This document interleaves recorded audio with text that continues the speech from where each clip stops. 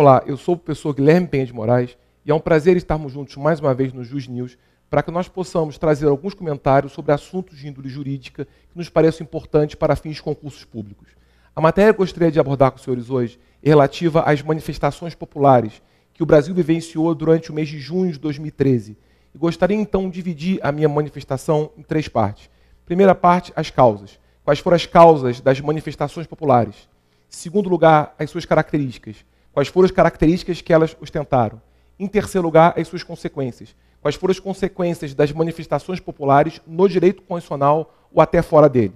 Quero dizer, inclusive, que o autor de referência nessa matéria é o sociólogo espanhol Manuel Castells, em sua famosa obra Sociedade em Rede, na qual esse famoso autor traz algumas considerações sobre as manifestações populares com origens cibernéticas, manifestações essas que o Brasil colocou em prática e verificou a sua veracidade. Em primeiro lugar, as causas das manifestações populares. Não há como se negar que a principal causa seria a transformação do papel que a internet passou a ter no início do século XXI. A internet, até bem pouco tempo atrás, era entendida meramente como nova tecnologia de comunicação e de informação. A internet hoje deve ser tratada como um mecanismo de participação política. A internet hoje cada vez menos deve ser tida como uma mera ferramenta de troca de informações e de comunicação entre pessoas e deve cada vez mais ser vista como um mecanismo que permite que as pessoas tenham participação na ordem política e que através dela possam reivindicar as suas pretensões. As manifestações populares que o Brasil verificou durante junho de 2013 tiveram algumas características que, de certo modo, o professor Manuel Castells já havia verificado. A primeira característica é a de que as manifestações populares tiveram sempre origem local e posteriormente adquiriram caráter nacional. Todas as manifestações vistas Brasil afora, na verdade, tiveram origem numa certa localidade, adquiriram posteriormente um caráter que passou a ser regional e, por fim, ostentaram uma característica nacional. É uma origem comum a todas as manifestações populares que foram vistas. Em segundo lugar, não pode haver em nenhuma dessas manifestações populares a identificação de uma ideologia comum.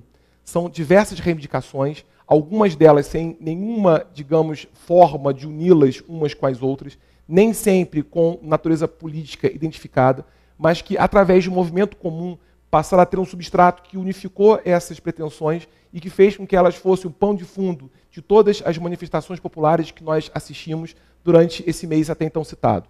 E uma terceira característica que as manifestações populares também tiveram é a ausência de uma liderança. Não há como se identificar um líder ou um grupo de líderes, mas todas aquelas pessoas que participaram daquelas manifestações tiveram em si difundidas um certo grau de liderança, tiveram em si difundidas uma participação enfática e decisiva em todo aquele movimento sociológico. Ao final, se pode dizer que as manifestações populares produziram efeitos que não se limitam ao direito constitucional. Dentro do direito constitucional, a principal consequência está em matéria de direitos fundamentais, mais especificadamente dentro da matéria sobre direitos coletivos, porque impactou muito fortemente o direito de reunião. O direito de reunião sempre teve como um dos seus elementos constitutivos a convocação. E não se pode dizer mais que a convocação seja feita hoje somente pela via física, mas a convocação pode ser feita também pela via viral. Ou seja, não só se pode dizer que a convocação se dê entre pessoas presencialmente, mas que a convocação pode ser feita também virtualmente.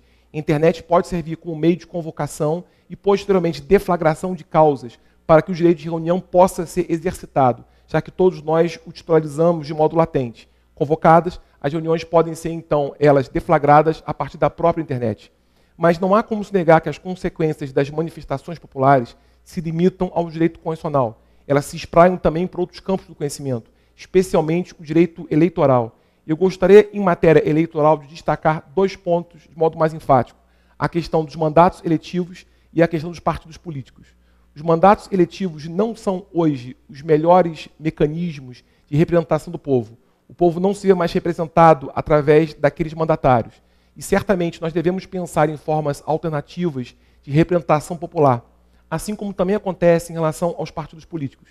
Os partidos políticos, na contemporaneidade, não podem ser vistos como modos de postulação de alguns ideais, porque cada vez mais é difícil unir pessoas em torno de ideais políticos, em torno de uma ideologia comum a todos os partícipes de um partido político, quando hoje se verifica que é mais fácil unir pessoas em torno de reivindicações, que nem sempre são comuns e nem sempre podem ter como linha comum o mesmo ideal de natureza política.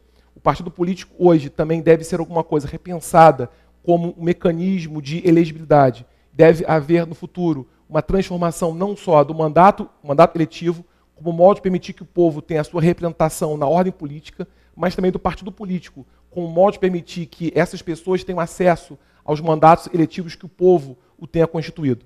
São essas as breves considerações que gostaria de trazer. Muito obrigado a todos. Até o próximo Jus News, quando nós voltaremos com outros assuntos tão importantes quanto esse. Obrigado e até a próxima.